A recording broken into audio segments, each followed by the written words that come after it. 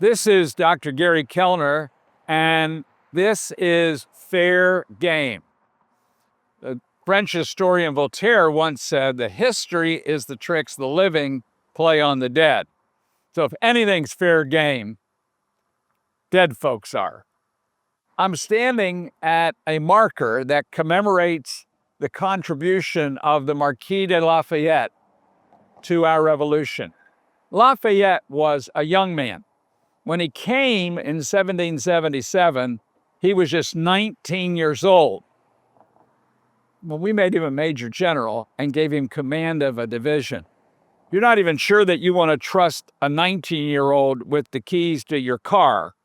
But there was something about Lafayette that captured Washington's admiration. He saw the young man's character, he saw his seriousness of purpose, and gave him a field commission. Lafayette was with Washington for the next several years and through some decisive battles, one of which was the Battle of Monmouth in 1778, that caused the British to retreat to New York, where they stayed the next 3.5 years. Well, the war can't continue that way. You can't have your enemy occupying one of your most important cities. Came a moment when Washington realized he was going to have to fight a decisive battle against the British.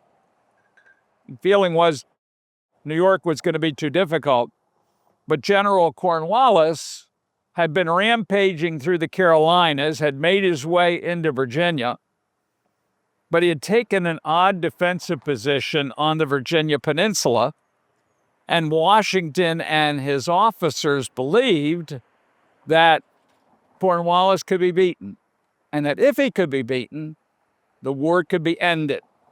So he began the formidable task of moving 17,000 men, mostly by foot, to Virginia. When they got to the head of the Chesapeake Bay, they put them on ships and brought them to the state capital of Maryland, Annapolis.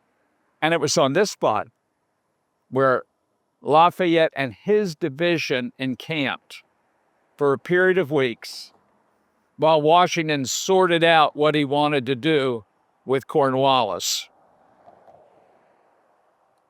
Lafayette was bright, he was engaging, and Annapolis fell in love with him, including our most distinguished citizen, Charles Carroll of Carrollton, who had signed the Declaration of Independence and lived right across this creek in a brick house behind what is now St. Mary's Catholic Church. It wasn't there then. That was all a plantation. But Carroll invited Lafayette to have dinner with his house, to have dinner in his home. And he became such a favorite that Lafayette ate dinner with Charles Carroll almost every evening. Now, this is all interesting, but not terribly relevant to anything we're dealing with today, except for this. Anytime I drive past this marker, it reminds me that in life, we need help. In America, we love the lone wolf. We love John McClane from the Die Hard movies, or Rocky Balboa, or Spider-Man, or Batman, or Superman. We love the guy who takes on the bad guys by himself and wins.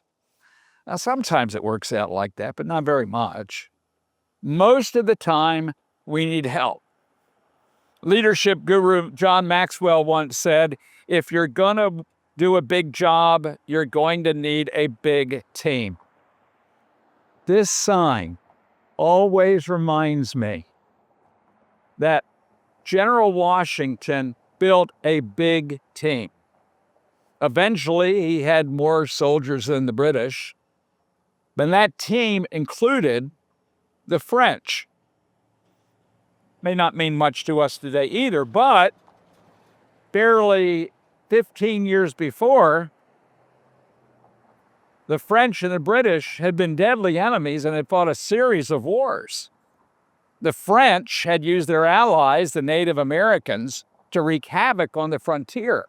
Those wars were bloody and brutal and nasty.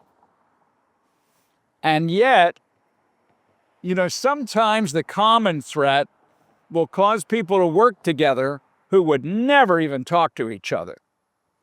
America knew, the leaders of our Congress knew, that if we didn't get help, it would be hard to establish our independence. And so they sent Benjamin Franklin and later John Adams to Paris to enter into a treaty with the French.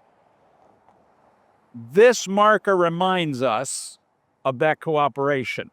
And when the British were finally defeated at Yorktown, General Cornwallis not only had to surrender to George Washington, he had to look and see the faces of his deadliest enemies in the world, the French.